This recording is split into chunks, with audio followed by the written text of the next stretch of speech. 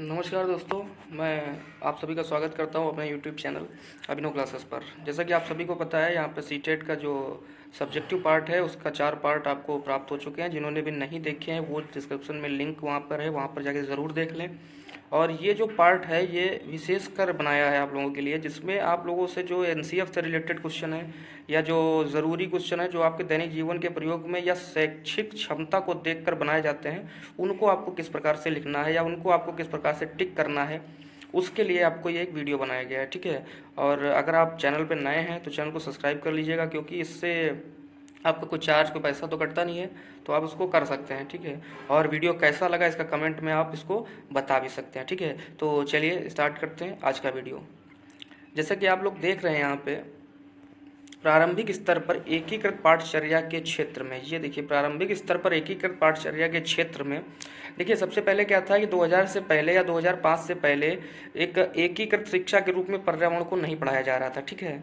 अब हुआ क्या, जब उसको नहीं पढ़ाया जा रहा था तो 2000 की एनसीएफ में जो राष्ट्रीय पाठ्यक्रम बना था 2000 में जो राष्ट्रीय पाठ्यक्रम बना था, उसमें कहा गया कि इसको अलग से एक एकीकृत रूप में बनाया जाए। ठीक है। जब उन्होंने कहा तो इसकी स्वीकृति की गई है 2005 में। तो अगर आपसे क्वेश्चन पूछा जाता है कि कब इसको सिफारिश किया गया है, तो 2000 की एनसीएफ में। और आपसे अगर पूछा जाता है कब इसको लागू किया गया है, तो 2005 की एनसीएफ में।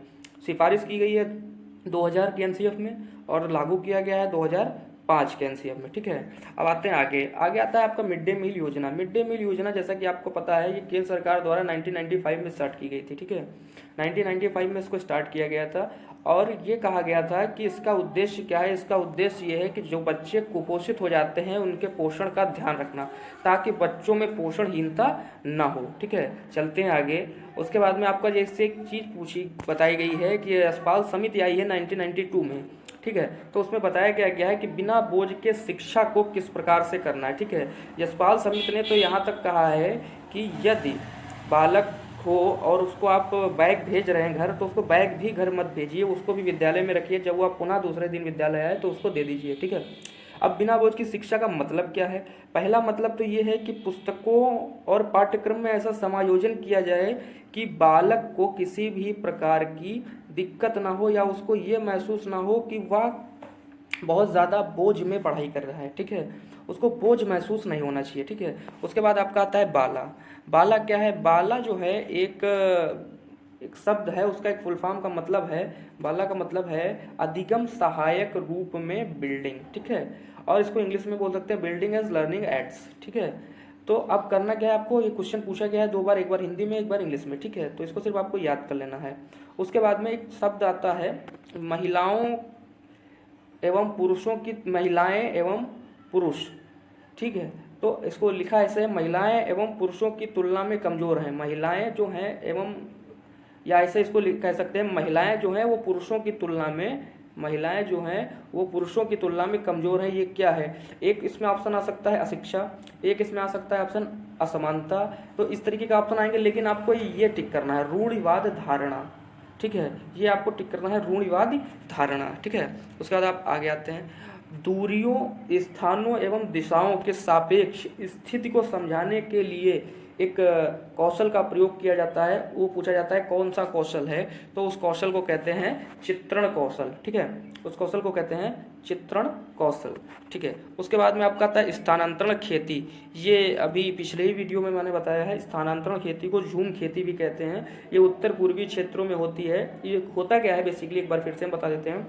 ये कुछ देर के लिए एक जमीन पर, भूमि पर जो है खेती की जाती है, उसके बाद में क्या किया जाता है, उसको छोड़ देते हैं जब तक वहाँ पर दूसरा जंगल आ जाता है, तो ये कहीं और जाकर के खेती कर लेते हैं और पुनः उसी स्थान पर आते हैं और उस जंगल को जला देते हैं। जो वहाँ की आग, जो वहाँ का राख जो भी निकलता है वो उससे खाद के रूप में प्रयोग कर लेते हैं और वहाँ पर पुनः खेती करते हैं। ठीक है। तो ये एक जगह पर रुक के खेती नहीं करते। ठीक है। अब आपका आता है अगले में आता है ताजमहल का जो है पीले होने का कारण। आपको पता है मथुरा रिफाइनरी वहीं पर है और उससे SO2 गैस निकलती रहती है। ठीक है। SO2 गैस निकलती है, ये उसका मुख्य कारण है कि ताजमहल का जो पीलापन है या पीला पड़ रहा है, ये उसका मुख्य कारण है। ठीक है। इसके बाद आगे चलते हैं, कार्बन डाइऑक्साइड। ये पूछा गया है कई बार कि निम्न में से कौन सी गैसें हैं जो ग्रीन हाउस गैसें हैं, इनमें से हो सकता है 1 2 3 दी जाए या कोई ना दी जाए, या फिर इनमें से कोई एक पूछे कौन सी है। तो आपको याद रखना है कार्बन डाइऑक्साइड है, नाइट्रस ऑक्साइड है, मीथेन है, क्लोरोफ्लोरोकार्बन है CFC, ठीक है। उसके बाद में आपका जलवाष्प है, ये सारी जो हैं ये ग्रीन हाउस गैसेस हैं, ठीक है।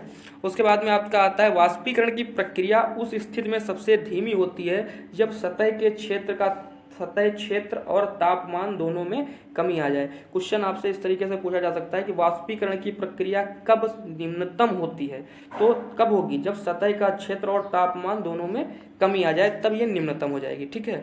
उसके बाद में जो गोलकुंडा का किला है, पिछले वीडियो में मैंने बताया था, गोलकुंडा का जो किला है इसका जो निर्माण है वो किस राजवंश ने कराया है, तो काकतीय साम्राज्य ने इसका, या काकतीय राजवंश ने इसका जो है वो निर्माण है वो कराया है, ठीक है। उसके बाद में हम लोग आते हैं आगे। वर्तमान में भारत में CFC मतलब क्लोरोफ्लोरोकार्बन CFC के प्रयोग पर रोक लगा दी गई है, ठीक है। अगर आपसे पूछा जाए वर्तमान में किसके प्रयोग पर रोक है, तो ऑप्शन में अगर आपको CFC दिया है तो आप CFC को टिक कर सकते हैं, ठीक है। और एक चीज़ है, चंद्रमा पर किसी वस्तु का जो भार होता है, मतलब जो पृथ्वी पर भार है किसी वस्तु का, और उसी स्थिति में चंद्रमा पर वस्तु का भार जो होता है वो उसके 6 गुने के बराबर होता है, क्योंकि यहाँ का गुरुत्वाकर्षण वहाँ के गुरुत्वाकर्षण के 6 गुने के बराबर होता है, ठीक है। किंतु पृथ्वी एवं चंद्रमा दोनों सतहों पर द्रव्यमान बराबर रहता है। देखिए भार जो होता है किसी चीज का भार, तो द्रव्यमान क्या है, द्रव्यमान होता है m, ठीक है। जैसे भार का मतलब है, भार में आप g से गुणा कर देंगे, g का मतलब है गुरुत्वाकर्षण जो होता है किसी भी, जैसे 9.8 फिजिक्स में आप लोगों ने पढ़ा होगा, तो g की वैल्यू होती है वो 9.8 होती है। अगर m को g से गुणा कर दिया जाए, मतलब किसी के वर्तमान जो उसका द्रव्यमान है उससे g में गुणा करा दी जाए, मतलब 9.8 से गुणा करा दी जाए, तो वो भार में परिवर्तित हो जाता है, ठीक है। मतलब कहने का मतलब ये है कि यदि किसी का m है, यदि किसी में m है, m मतलब उसका द्रव्यमान, ठीक है, और उसको हम लोग मल्टीप्लाई करा दें g से, ठीक है, तो ये बन जाता है आपका भार, ठीक है।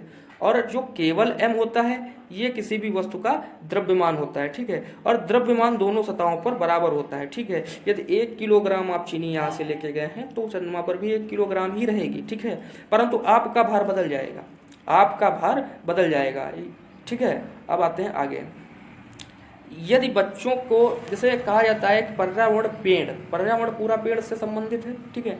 अगर बच्चों को जो है पेड़ के प्रति संवेदनशील बनाना है तो उनको बताना पड़ेगा कि आप पेड़ों को अपना लें और उन्हें पोषित करने के लिए किस प्रकार से उन्हें पोषित कर सकते हैं, ये चीज़ बालकों को हम सिखाएंगे, क्योंकि जब वो स्वयं उस चीज़ का रखरखाव करेंगे तो उसे हानि पहुँचाने की वो नहीं सोचेंगे, ठीक है। उसके बाद आपका आता है NCF 2005, ये आपका आता है NCF 2005 सुझाती है कि बच्चों के जीवन को बाहरी जीवन से, ये एक आप इस चीज़ को थोड़ा सा हम लोग डीपली देख लेते हैं। सुझाती है कि बच्चों को जीवन के बाहर, मतलब जो एक स्कूली जीवन होता है, एक होता है बाह्य जीवन, ठीक है, जो स्कूल के बाहर होता है उससे जोड़ना सिखाती है, ठीक है।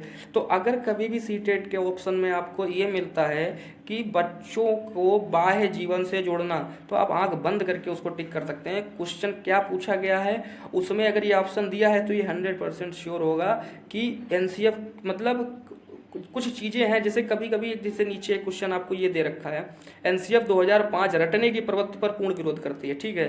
तो अगर ऑप्शन में आपको ये दे रखा है कि रटकर बालक सीखता है तो आप 100% उसे गलत करेंगे। हाँ, अगर नकारात्मक क्वेश्चन है तो उसे सही कर देंगे, ठीक है। तो इस चीज़ को आप ध्यान रखिएगा, यदि नकारात्मक क्वेश्चन है तब तो रटने की प्रवृत्ति सही है, यदि सकारात्मक क्वेश्चन है तो रटने की प्रवृत्ति गलत है, ठीक है। उसके बाद आपका आता है स्कूलों के प्राचार्य एवं अध्यापकों को बच्चों की कल्पनाशीलता, गतिविधि, सवाल सीखने एवं अनुभव पर विचार करने के कितने अवसर मिलते हैं, ठीक है। जैसे कहा गया है, इस चीज़ को, इस लाइन को समझिएगा, स्कूलों को प्राचार्य एवं अध्यापकों को बच्चों की कल्पनाशीलता, गतिविधि, सवालों से सीखने एवं उनके अनुभवों विचार करने के कितने अवसर मिलते हैं। देखिए, जितने नवीन लोग आपसे मिलेंगे उतने नवीन विचार आपको सृजन करने के लिए मिलेंगे, ठीक है। अब होता क्या है, जब नवीन विचार मिलेंगे तो कुछ नवीन कल्पनाएं करेंगे, कुछ अच्छी बातें सीखेंगे आप उनसे, उन्हीं चीज़ों के बारे में कहा गया, तो अनेक अवसर प्राप्त होते हैं, ठीक है। अब आते हैं आगे, इसमें आते हैं बच्चों को जगह, समय एवं आज़ादी, बच्चों को जगह, समय एवं आज़ादी दी जानी चाहिए जिससे वे सूचना सामग्री से जुड़कर नए ज्ञान का सृजन करें। देखिए यहाँ पर वो बेसिकली करके सीखने की बात कर रहा है, ठीक है। अगर सीटेट के ऑप्शन में आपको करके सीखना किसी ऑप्शन में दिया है तो आप आंख बंद करके उसको लगा सकते हैं, ठीक है, क्योंकि पूरा एनसीएफ करके सीखने पर पुरजोर बल देता है, ठीक है। उसके बाद में आपका ये अगला पार्ट आता है, अगला क्वेश्चन आता है कि शिक्षा बाल केंद्रित है जिससे बच्चों को स्वयं खोज कर पता करने के अवसर प्राप्त होते हैं, वे रटने की मजबूरी से बचें, ठीक है। देखिए आप अगर शिक्षक हैं, ठीक है, तो आपको करना क्या है कि आप बच्चों को कोई भी गतिविधि कराएं परंतु रटने के लिए बाध्य ना करें, ठीक है, उन्हें सीखने के लिए बाध्य करें, उन्हें वो इंस्ट्रूमेंट दें जिनसे वो सीख सकें, ना कि उन्हें बाध्यता दें, ठीक है। इस चीज़ को एनसीएफ जो है बिल्कुल ही विरोध करता है इस चीज़ का, ठीक है। उसके बाद में है बच्चों को मौके दिए जाएं जिससे वे स्वयं के विचार प्रकट कर सकें, उत्सुक बने, करके देखें और सीखें, प्रश्न पूछें एवं प्रयोग करें।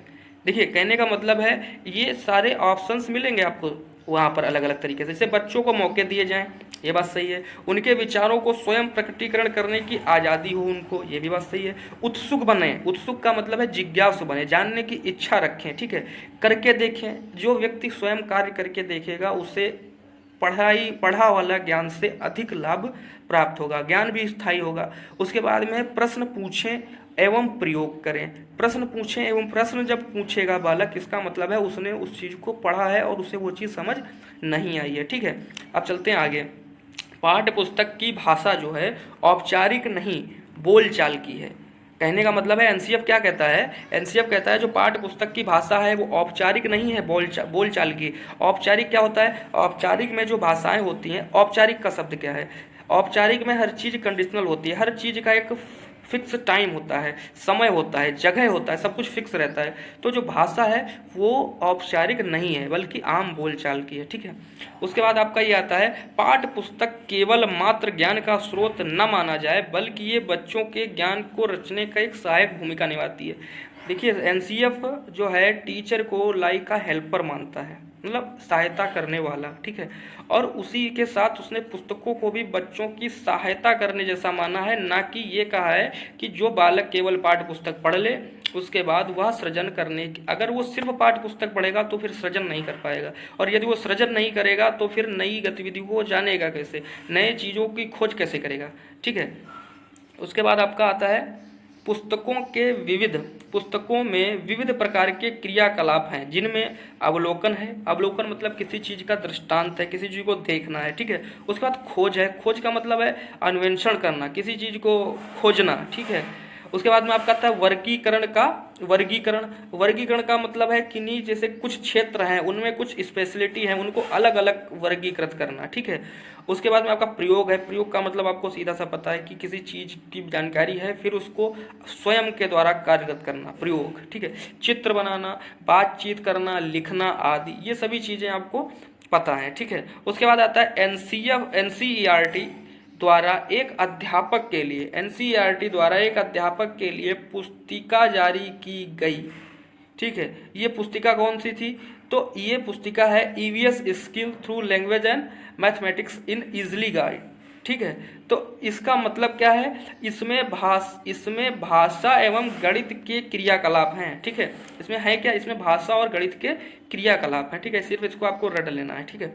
उसके बाद में क्वेश्चन आपका आता है डेंगू, मलेरिया, चिकनगुनिया, ये सिर्फ एडीज मच्छर से होते हैं, ठीक है। ये सारे पहली बात तो मच्छर से फैलने वाले रोग हैं, और किस मच्छर से, ये एडीज मच्छर से फैलने वाले रोग हैं, ठीक है। इसके बाद में है सबसे पहले जो मिर्च है वो मैक्सिको में उगाया गया था, ठीक है। उगाया मैक्सिको में गया था, आया कहाँ से था, पुर्तगाल से आई थी मिर्च, ठीक है। और ये दक्षिण अमेरिकी देश है, ये एक दक्षिण अमेरिकी देश है, ठीक है।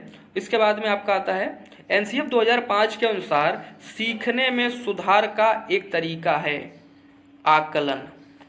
आकलन एक ऐसा तरीका है जिससे सीखने में सुधार किया जा सकता है, ठीक है। आकलन का मतलब है जब कोई बालक कोई कार्य कर रहा है तो आप उसको देखें और उसका आकलन करें, ठीक है। इससे क्या होगा, जब कई बार आप उसका आकलन करेंगे तो ये जान जाएंगे कि वह कमी कहाँ पर कर रहा है और उसको कहाँ पर किस उपचार की आवश्यकता है, ठीक है। उसके बाद आपका आता है बरली। बरली नामक पारंपरिक कला एक पद्धति है जिसका प्रचलन जो है वो महाराष्ट्र में है। ठीक है, महाराष्ट्र एवं गुजरात सीमा पर इसका प्रचलन अधिक है, बरली। ठीक है, तो ये एक पारंपरिक कला पद्धति है, इसको आपको याद रखना है। ठीक है, एनसीएफ 2005 के अनुसार भोजन पर्यावरण अध्ययन की विषय वस्तु थीम थी। 2005 के अनुसार जो है भोजन पर्यावरण अध्ययन की विषय वस्तु थी या विषय वस्तु है। ठीक है, थीम का मतलब है किस कार्य के लिए वो काम किया जा रहा है। ठीक है, राष्ट्रीय बाल श्रम उन्मूलन प्राधिकरण। ठीक है, राष्ट्रीय बाल श्रम उन्मूलन प्राधिकरण 1987 में आया है। ठीक है, 1987 में इसमें कहा गया है कि बाल मजदूरी आप नहीं करा सकते हैं। ठीक है, यदि कम उम्र के बच्चों को आप मजदूरी कराते हैं तो ये एक कानूनन अपराध है। ठीक है, उसके बाद में आता है भारत में उपभोक्ता संरक्षण अधिनियम। भारत में उपभोक्ता संरक्षण अधिनियम 1986 में पारित हुआ, 1986 में। पहली शिक्षा नीति भी 1986 में आई है। ठीक है, मतलब जो शिक्षा नीति आई है वो 1986 में आई है। ठीक है, उससे पहले एक 68 में आई है। ठीक है, 1968 में आई है, फिर 86 में आई है। ठीक है, तो कुछ चीज़ें हैं वो भी ध्यान रखिएगा थोड़ा सा। ठीक है, भारत में बाल विवाह निरोध अधिनियम 2006 में पारित हुआ। इससे पहले तक बाल विवाह मान्य था, परंतु इसके बाद से बाल विवाह पर रोक लगा दी गई। ठीक है, पर्यावरण स्नेही या पर्यावरण अनुकूलन गैस सीएनजी है। अब जैसे मैंने शब्दों की शुद्ध हिंदी की जो बात की थी वो यही है। अब जैसे पर्यावरण स्नेही गैस तो हो सकता है समझने में थोड़ी सी दिक्कत हो, या पर्यावरण अनुकूलन गैस तो ये सीएनजी है आपकी। ठीक है, इसके बाद में आता है कुक्कड़। कुक्कड़ जो है झारखंड, उड़ीसा, मध्य प्रदेश, छत्तीसगढ़, पश्चिम बंगाल में रहने वाली जनजातियों की एक भाषा है। ठीक है, ये जनजाति जो है जंगलों में निवास करती है, तो ये वहाँ की एक भाषा है। ठीक है, उसके बाद भारत में जैसे अर्जेंटीना एक ऐसा देश है वर्ल्ड में जो भारत के सापेक्ष उल्टा है। ठीक है, मतलब भारत जहाँ पर है उसके ठीक अपोजिट साइड में अर्जेंटीना है। ये पूछा गया वो सवाल है। ठीक है, सीटेट में। इसके बाद में आपका एक आता है मिजोरम। मिजोरम भारत का पूर्वोत्तर राज्य है जहाँ पर झूम खेती होती है। झूम खेती के बारे में अभी थोड़ा ऊपर भी पढ़ा है आपने, पिछले वीडियो में भी आपको मिल जाएगा। ठीक है, यहाँ पर झूम खेती होती है। उसके बाद ये आखिरी क्वेश्चन आपका यहाँ से आता है कि एनसीएफ 2005 के अनुसार कक्षा 1 एवं 2 के लिए पर्यावरण अध्ययन के किसी पाठ्यक्रम की संस्तुति नहीं की गई है। ठीक है, इन कक्षाओं में संदर्भ युक्त परिवेश प्रदान करने पर बल दिया जाता है। मतलब कि इनके लिए कोई किताब नहीं है, इनको एक माहौल दिया जाता है जिससे पर्यावरण के बारे में सीखें। तो ये वीडियो यहीं पर ख़त्म होता है। पिछले 4 वीडियो प्लस आज का वीडियो अगर आप देख लेते हैं तो मैं दावा करता हूँ कि आपके 22 से 25 नंबर कहीं नहीं जाएंगे सीटेट में, ईवीएस पार्ट में। ठीक है, और ये वीडियो यहीं पे ख़त्म होता है। और अगला वीडियो जो आपका आएगा वो मैथ पैडोलॉजी का आएगा, तो उसको भी ध्यान से देखें और चैनल को सब्सक्राइब कर लें जिससे आपको जो अगला वीडियो है वो मिल जाएगा। ठीक है, वीडियो देखने के लिए धन्यवाद।